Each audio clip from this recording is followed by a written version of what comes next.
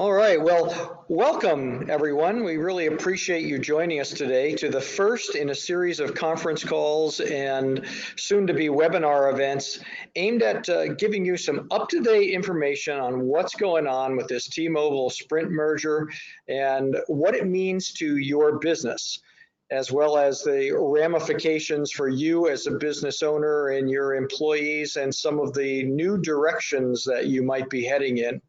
I'm Mark Landiak, President of Corporate Dynamics. For those of you who don't know who Corporate Dynamics is, we're America's #1 consulting firm dedicated to the independent wireless dealer channel.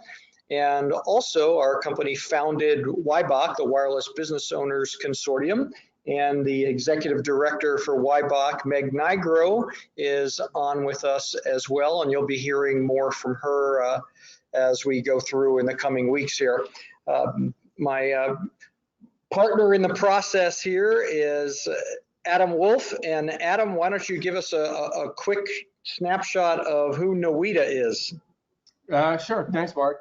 So NWIDA was founded about, well, I'd say about 18 months ago. I've been on the wireless side for about 30 years. Myself and 3 or 4 other longtime wireless veterans saw a need and a gap for that there was for a trade and advocacy group for independent dealers. We define an independent dealer purely as somebody that's not a carrier-owned store and not a big box, not a Target or a Walmart or a Best Buy. We're completely brand agnostic. We don't care, carrier agnostic. We don't care if you sell Verizon products and services or T-Mobile or Sprint or AT&T or anybody else. But the best way to think about us is what AAA does for drivers, we do for independent wireless dealers.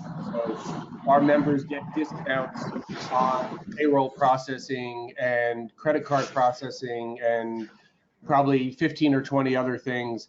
But we're also an advocacy group. We're the guys talking to the DOJ and the FCC about the merger and reminding them about, the 8,000 B scores that are out there.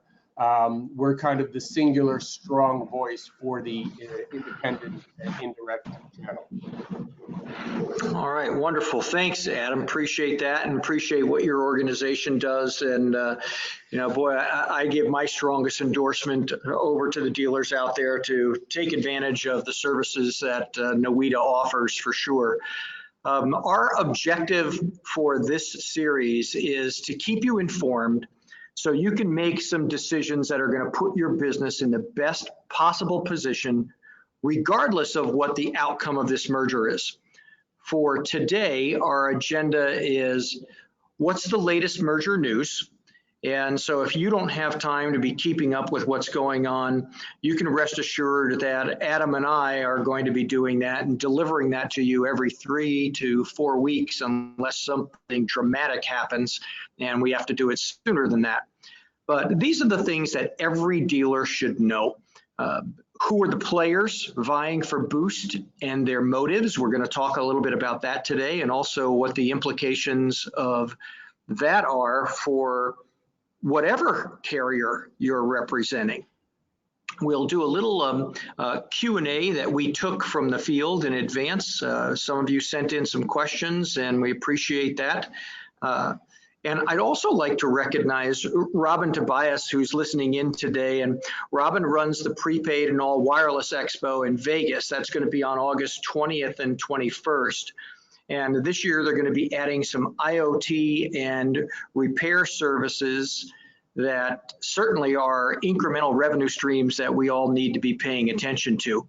And, as an organization, both Adam and I highly recommend that you put this event on your calendar, especially this year with all the things that are going on in the prepaid world.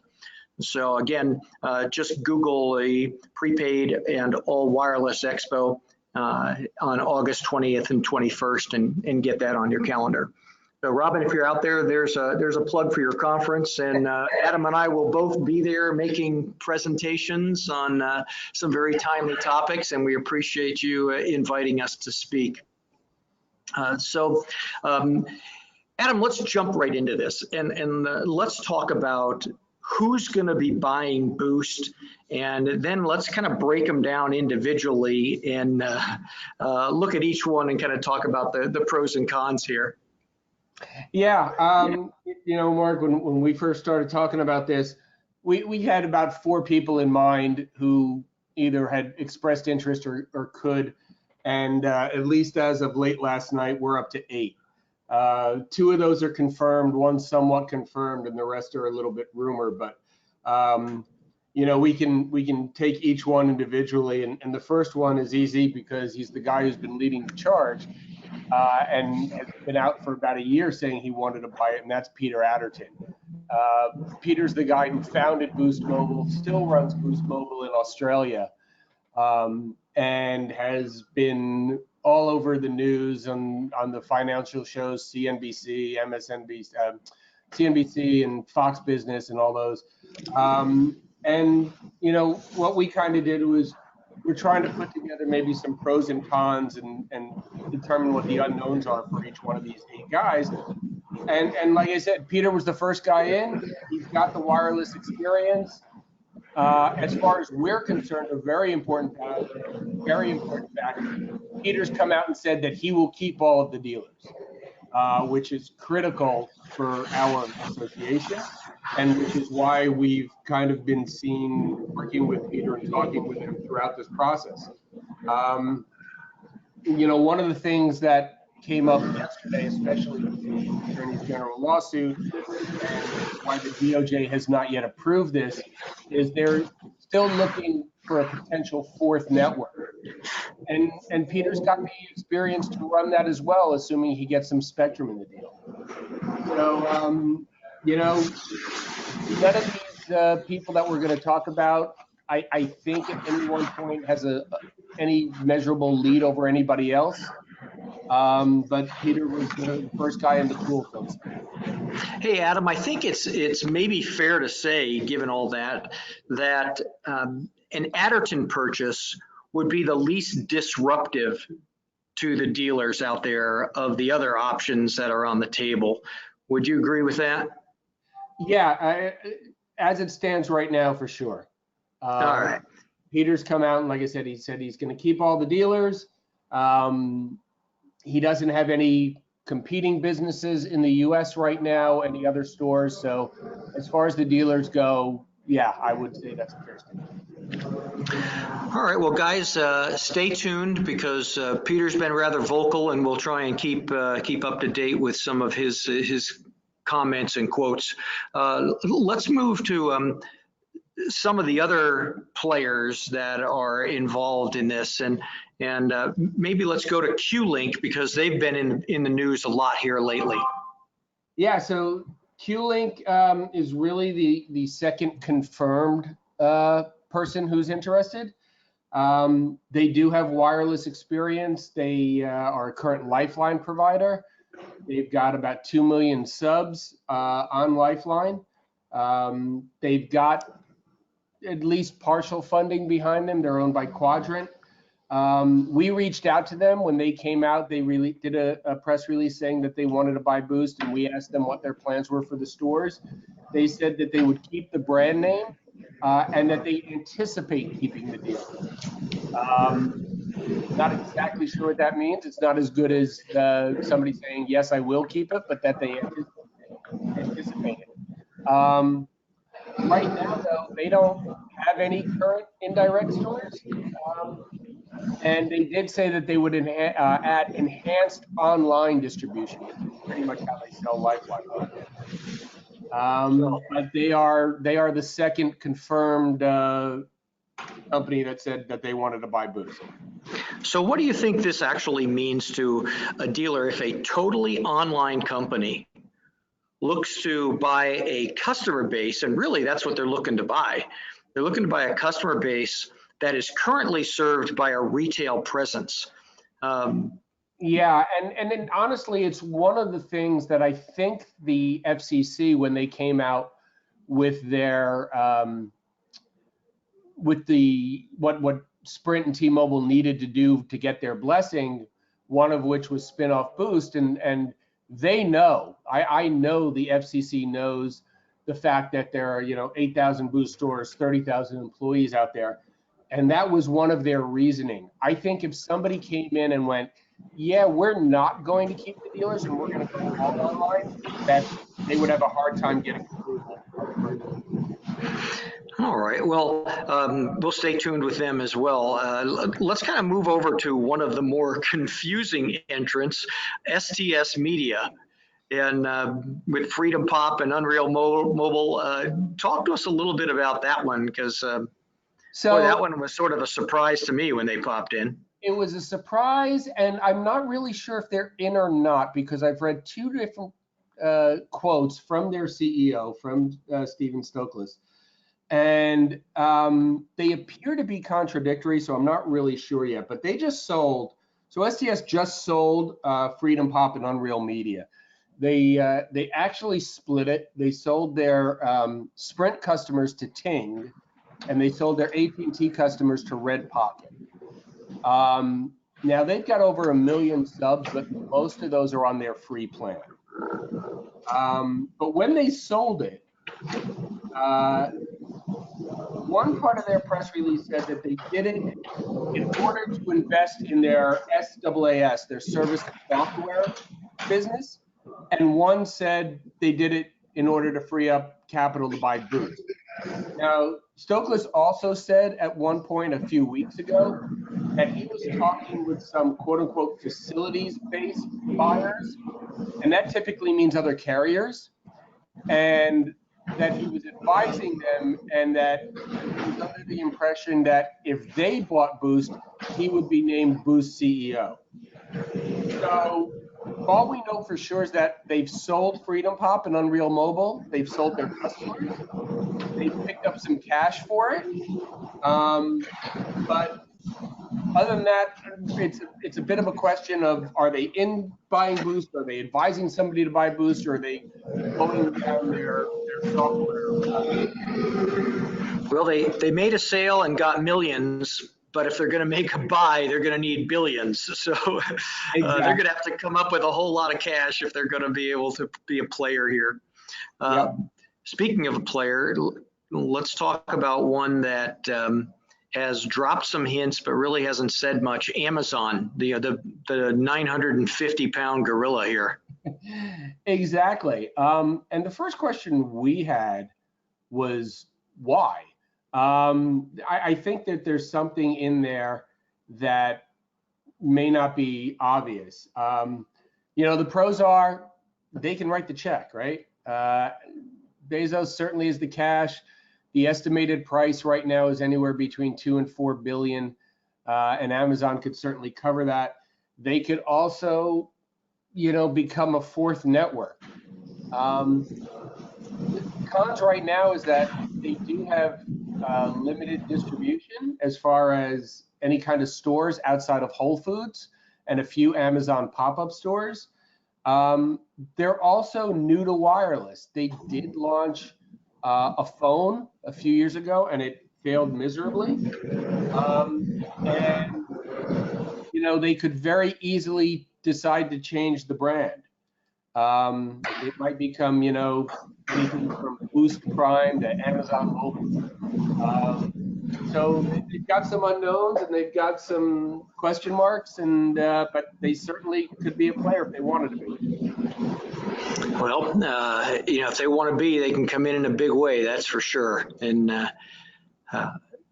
stay tuned on that one as well. So let's move to another sector of the market, the cable companies. And a lot of speculation around the cable companies. They're kind of tight-lipped at this point, but certainly there's a lot of people talking about them as a potential entrant to the game. Yep, exactly. So most of them have dove either into or back into wireless as MVNOs, mostly on the Verizon network or Verizon or Sprint.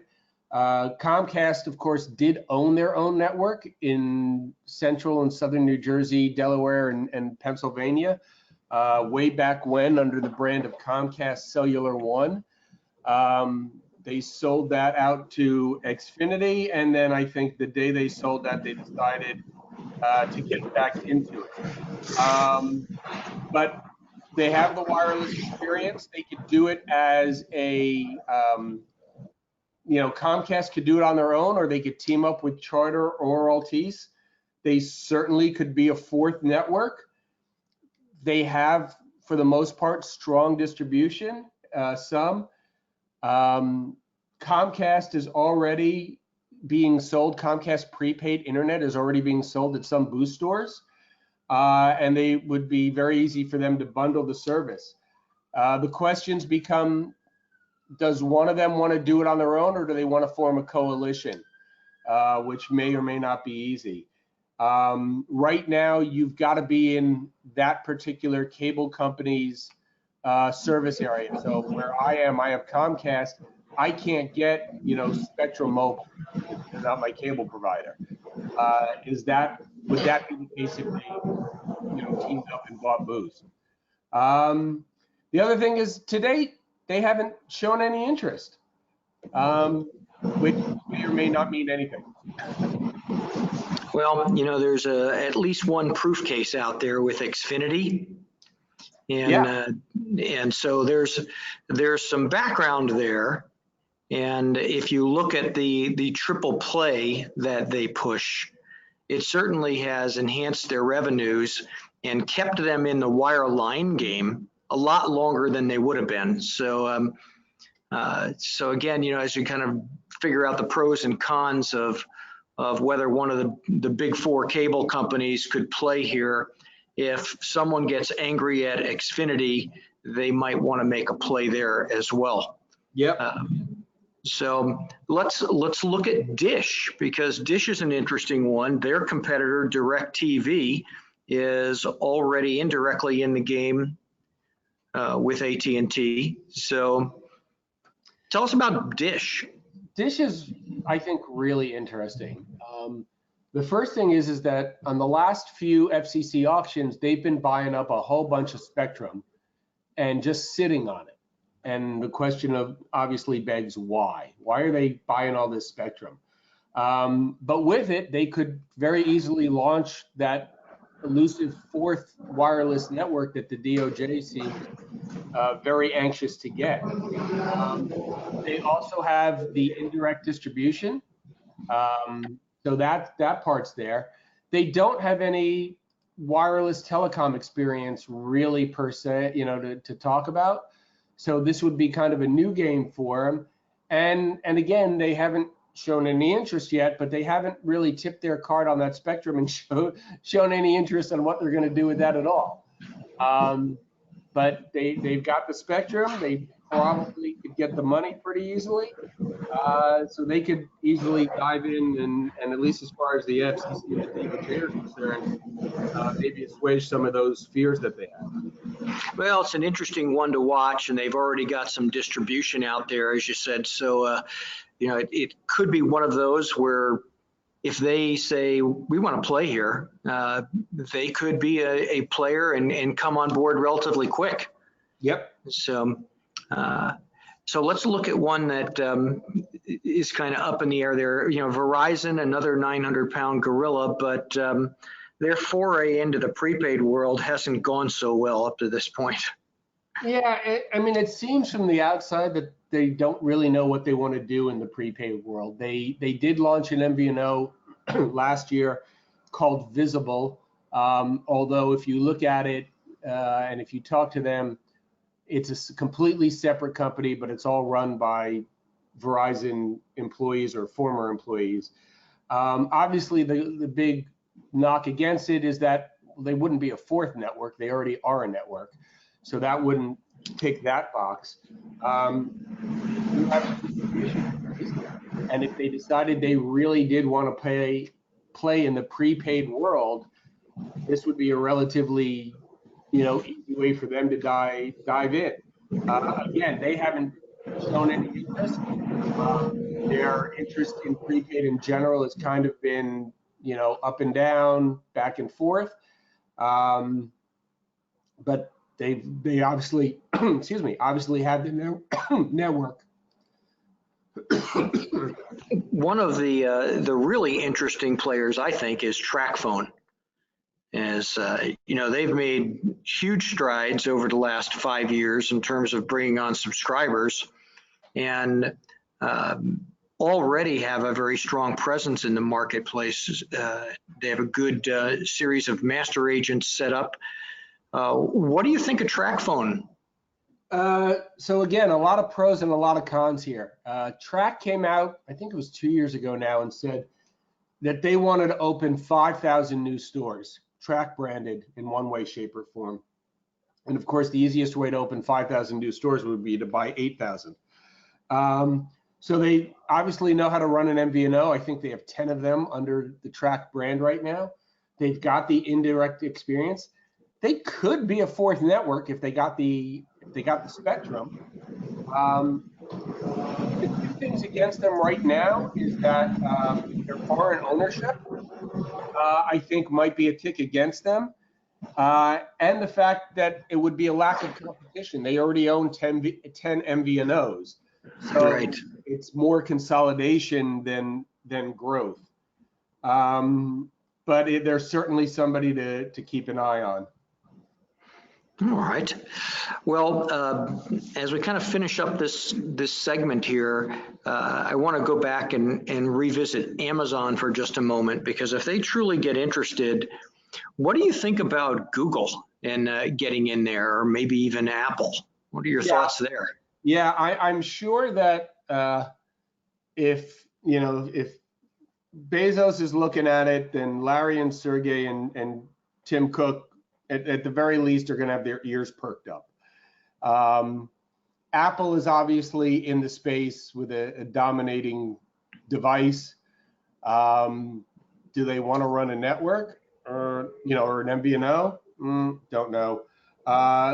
Google also dominating device software. Already are an MVNO, Google Fi, that runs off 3 networks. Would adding Boost be of value to them? Obviously, all 3 of those companies would have the cash to do it. They haven't said anything. I think they keep those things close to the vest. But I'm sure that somebody's mentioned it, at least in passing, at those corporate headquarters. All right, excellent. Well, thank you for that recap. It's really interesting to watch all these players, and if you're a dealer out there that's listening in, we're going to keep our ears to the rail on this and see what we hear and keep you guys informed as we go. And each one of these has interesting ramifications for the way that you're going to run your business in the future, or the way that you're going to potentially look for another partner to work with in the future. So very, very important either way to put your business in the best possible position you can to take advantage of whatever opportunities come your way. And that may be a completely different carrier that comes in. And if you're a business that's got a strong business plan in place, if you've got good business procedures, I think you're going to be much, much better off. Let's take a couple of questions that folks sent us, Adam, and one that came in from John is he wanted to know if this is an actual merger or an acquisition, and does it really make any difference? It probably doesn't make too much difference at the end of the day. They are calling this a merger, but the Sprint name goes away. The new company is going to be called the new T-Mobile if it happens. And, everybody's going to be wearing magenta shirts. And in fact, T-Mobile's chief technical officer said, well, that's what we're going to do. We're going to take the assets that we want and discard the other ones. So, as they say, if it looks like a duck and quacks like a duck, must be a duck. Must be a duck. And so one of the big questions that came out, and we had a lot of people that chimed in on this one, is, okay, so what's going to happen to me? What's going to happen to my stores?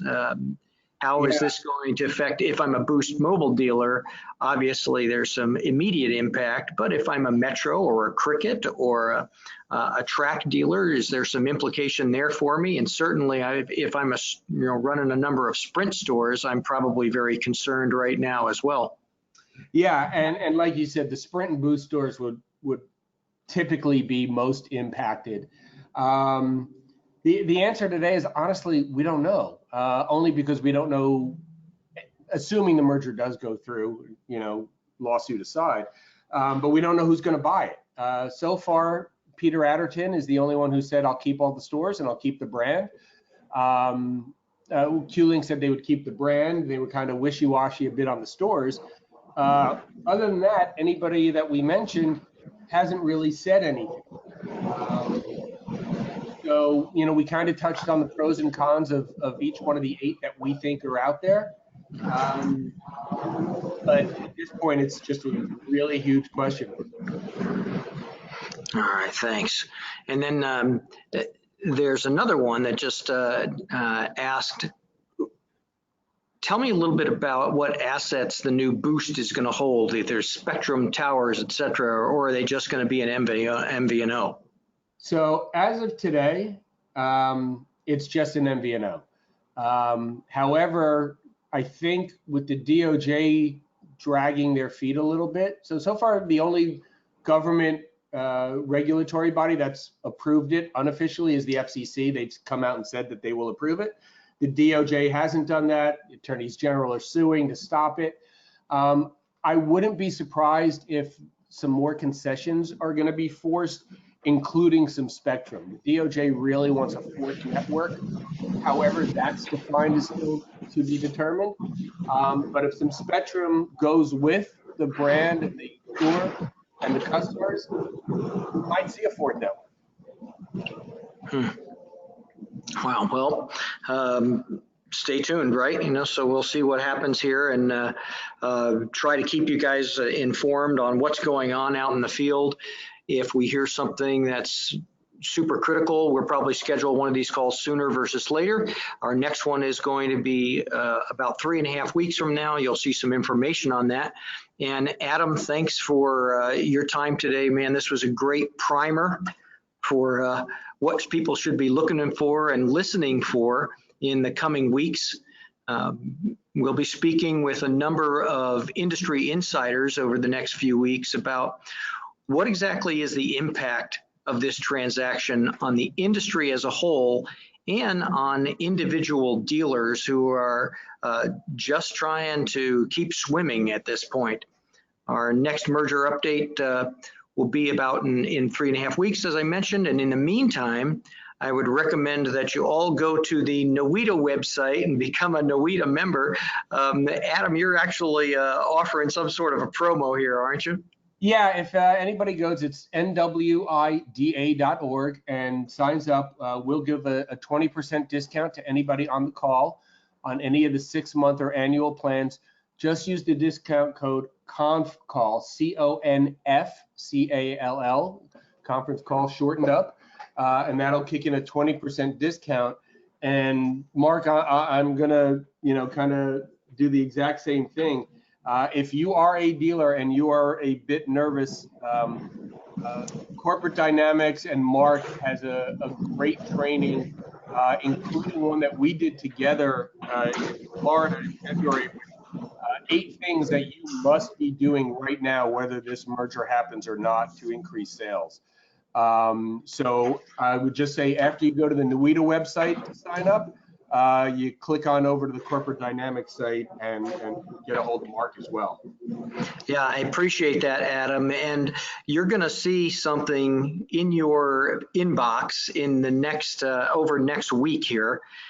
We talked about the importance of putting your business in the best possible position so you can take advantage of the opportunities that are coming your way. So look for that announcement, because we are going to talk about each one of those 8 critical things that you need to be doing right now to put your business in the strongest position possible. So if somebody comes knocking at your door, you want to be as desirable as you possibly can be.